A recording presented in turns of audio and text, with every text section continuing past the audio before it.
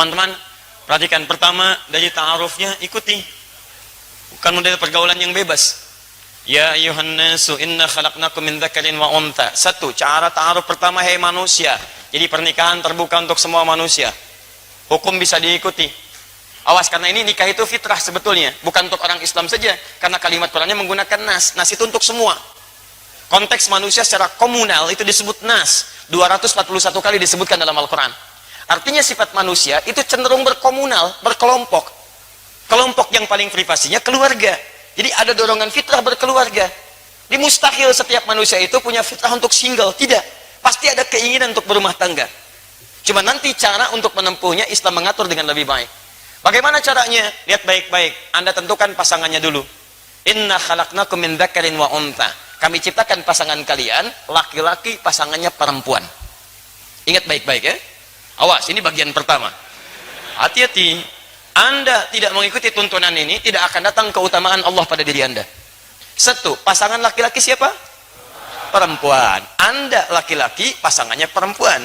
Anda perempuan, pasangannya laki-laki. Dan hukum ini ternyata tidak hanya mencakup untuk manusia, tapi keberlawanan ini secara fitrah dari jenis itu mencakup semua makhluk, yang membedakan antara makhluk dengan khalik. Hukumnya ada di Quran surah 51 ayat 49, paling kiri sebelah bawah. Lihat kalimatnya, wa min kulli syai'in khalaqna zawjaini la'allakum tadhakkarun. Dan dari makhluk itu kami ciptakan berpasangan yang berlawanan supaya manusia sadar dan merenungkan hanya Allah yang tidak punya pasangan. Allah tak punya pasangan. Lam yalid wa lam yulad. Tidak beranak, tidak diperanakan, tidak berpasangan. Wa lam yakul lahu kufuwan ahad, tidak punya partner dalam kehidupannya, dalam aktivitasnya.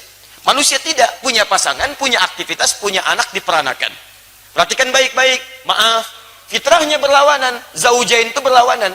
Jangankan manusia, kambing itu hewan. Kambing jantan pasangannya betina. Awas, kambing betina pasangannya jantan. Sapi tahu, kambing tahu. Maaf, semua hewan tahu. Silahkan cek, mohon izin ya, sampai hari ini saya belum pernah temukan artikel ada kambing homo, sapi lesbi misalnya. Saya belum temukan. Jadi hewan yang tidak punya akal pun fitrahnya mendorong dia untuk mencari pasangannya. Jadi kalau ada manusia yang punya akal mencari pasangan sesama jenisnya, ada yang salah dengan fitrahnya. Ada yang keliru itu. Ada yang keliru.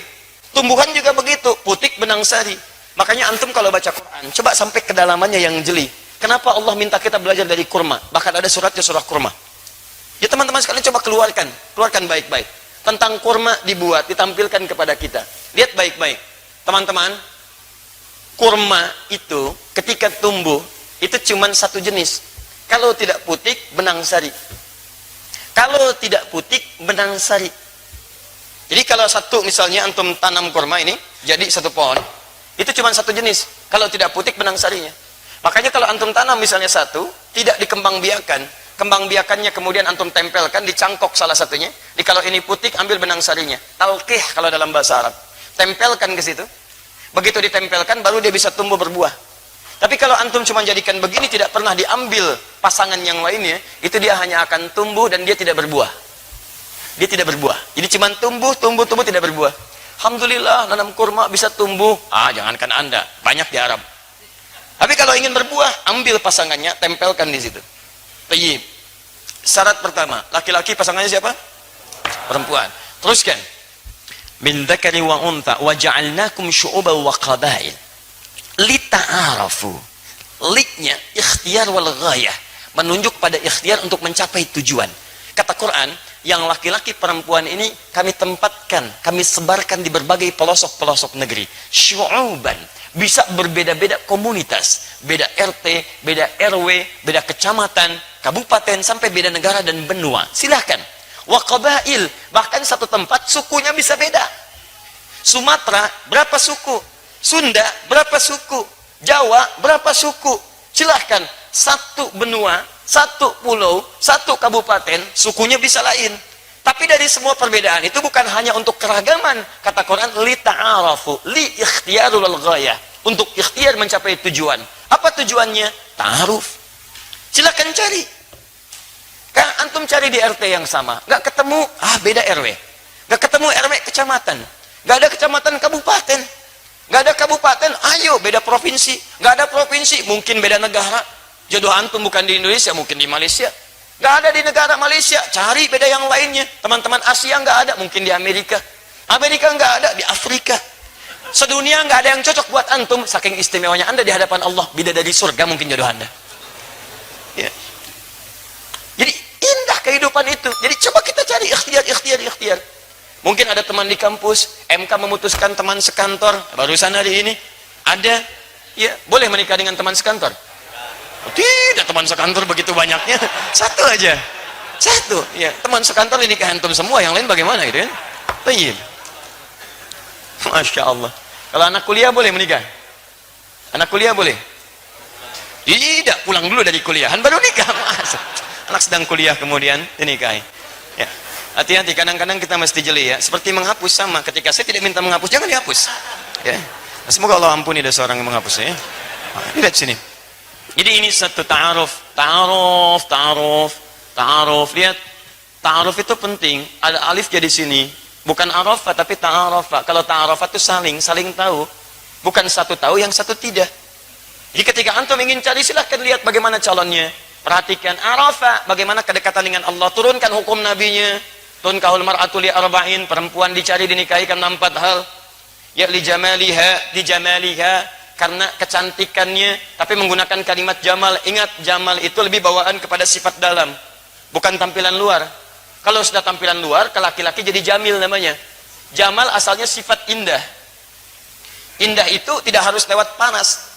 Mungkin lewat perhatian, lewat akhlak, lewat penampilan. Kadang-kadang cantik wajahnya, ya maaf 100%, tapi cerewetnya 1000% misalnya, ya. Nah, itu yang nggak cocok. Awas, lihat baik-baik sini, jamal. Jamal itu keindahan yang tampak. Sayyidah Khadijah dengan Sayyidah Zainab radhiyallahu taala anhuma, cantik mana? Khadijah apa Zainab? Pernah lihat? Jangan ngarang. Itu lihat aja nggak pernah. Ya, nggak boleh mas ngarang. Gitu. Depan ngarang.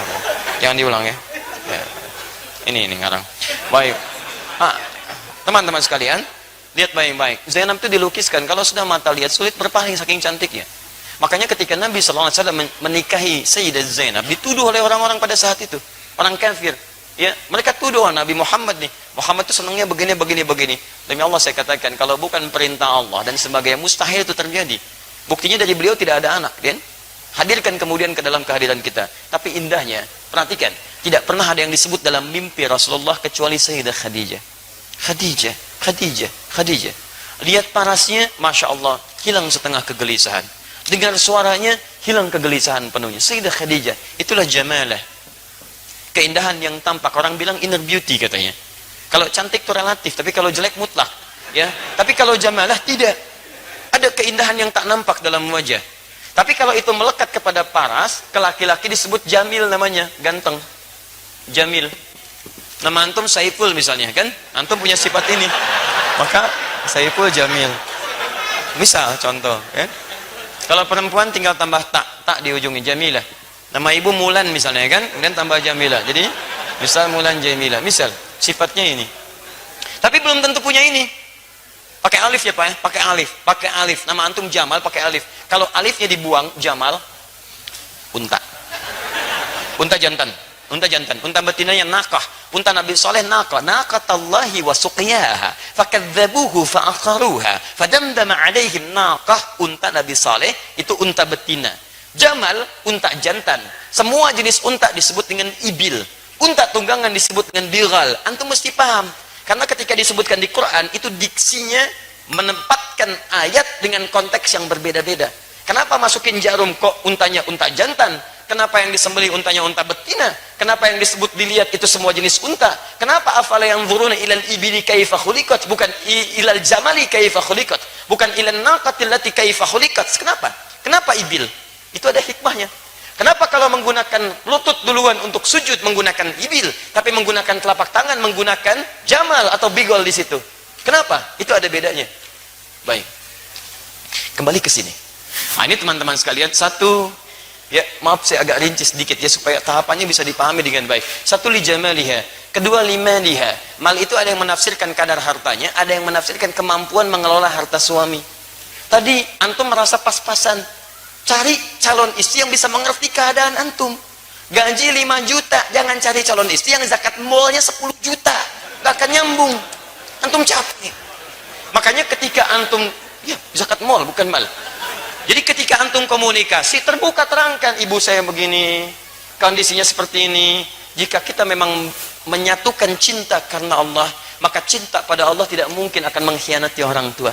Jika kamu setuju dengan saya, mari kita sambil berbakti pada orang tua. Allah akan meridai kita. Jika tidak setuju, mungkin kita tidak dipertemukan di dunia ini. Mungkin di akhirat akan lebih baik kita mendapatkan jodoh yang terbaik dari Allah Subhanahu wa taala. Indah kehidupan. Dikembalikan nasabnya dari mana dia, dan yang terakhir di diniha, ini yang paling penting. Di diniha, fa in dhafirat fa in talibat yadak. Jadi kalau fadfar bidatid dini talibat yadak. Fadfar bidatid dini. Dahulukan yang agamanya bagus, maka Anda akan beruntung. Anda akan beruntung. Ini ta'aruf. Selanjutnya Anda tinggal turunkan saja. Setelah ta'aruf muncul lamaran. Lamaran itu berikan yang terbaik, tidak harus mewah, yang penting memberikan kesan yang dalam rumah tangga. Sahabat Ali bin Abi Thalib ketika beliau melamar Sayyidah Fatimah, apa yang digunakan?